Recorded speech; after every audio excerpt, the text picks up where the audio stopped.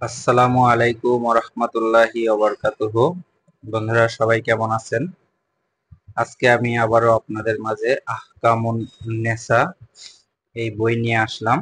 আরো একটি এই বইয়ের অংশ আপনাদের মাঝে শেয়ার করব।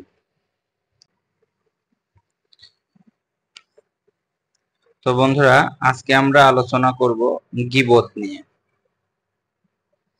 গীবত হেয় করে তোলার উদ্দেশ্যে পঞ্চাতে কারো প্রকৃত দোষ ত্রুটি বর্ণনা করাকেই গীবত বলে।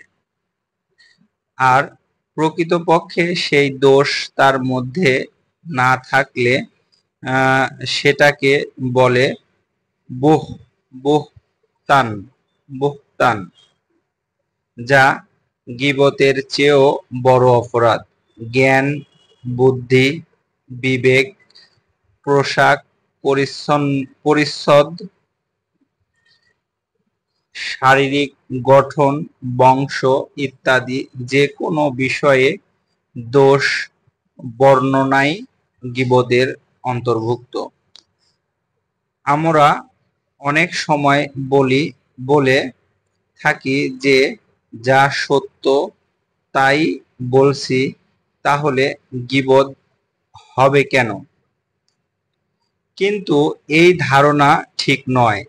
যা সত্য তাই যদি পঞ্চায়েতে বলা হয় তাকে বলে গীবত। আর প্রকৃতপক্ষে সেই দোষ তার মধ্যে না থাকলে সেটাকে বলে বুহতান। বুহতান, যা গীবতের চেয়েও বড় গুনাহ, ডবল গুনাহ। এক হলো গীবত বা সমালোচনা করার গুনাহ, আরেক হলো মিথ্যে বলা গুনাহ।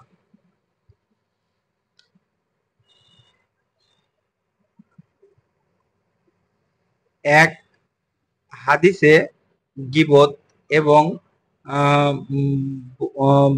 বহতানের এরকম পরিচয় দেয়া হয়েছে।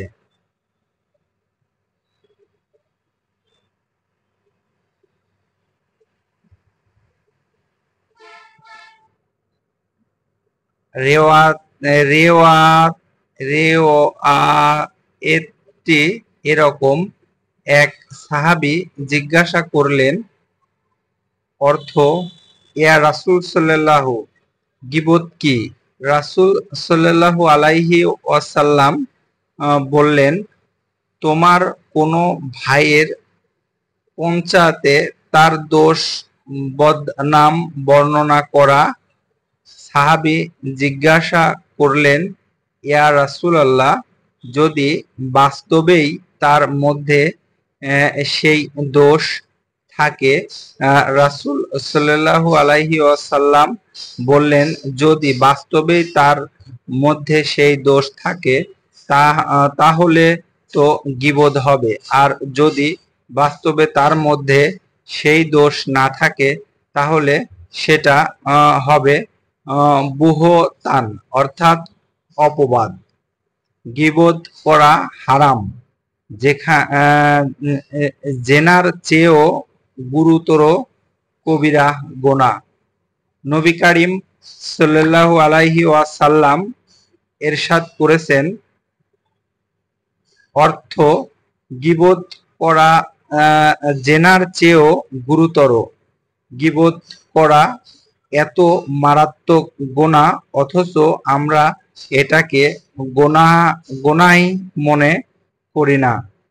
আমাদের কোনো মজলিস গীবত থেকে খালি যায় না। দুই চারজন একসাথে বসে কথা শুরু করলেই ব্যাস গীবত শুরু হয়ে যায়। খুব মজার করে গীবত করতে থাকি। একজন মন্তব্য করেছেন, গীবত যেন এখন ঘি ভাত হয়ে দাঁড়িয়েছে। অর্থাৎ ঘি ভাত খেতে যেরকম মজা লাগে গীবত করতেও আমাদের ওরকম মজা লাগে। গীবতকে যেন আমরা গুনাহ মনে করছি না, অথচ কোনো গুনাহকে গুনাহ মনে না করা মারাত্মক গুনাহ। কোনো গুনাহকে গুনাহ মনে করার সত্ত্বেও যদি কেউ সেই গুনাহ করে, তাহলে তার মনের ভেতরে সেই গুনাহের জন্য অনুশোচনা থাকে। ফলে একদিন না একদিন সেই গুনাহের জন্য সে তওবা করে নিতে পারে। কিন্তু কোনো গুনাহকে যদি কেউ গুনাহ মনে না করে, তাহলে সেই গুনাহের জন্য তার মনে কোনো অনুশোচনা থাকে না। ফলে ওই গুনাহ থেকে তার কোনোদিন তওবা করে তওবা করা হয়ে ওঠে না। ওই পাপ নিয়েই সে কবরে চলে যায়। এ কারণে গুনাহকে গুনাহ মনে না করা খুবই মারাত্মক ব্যাপার।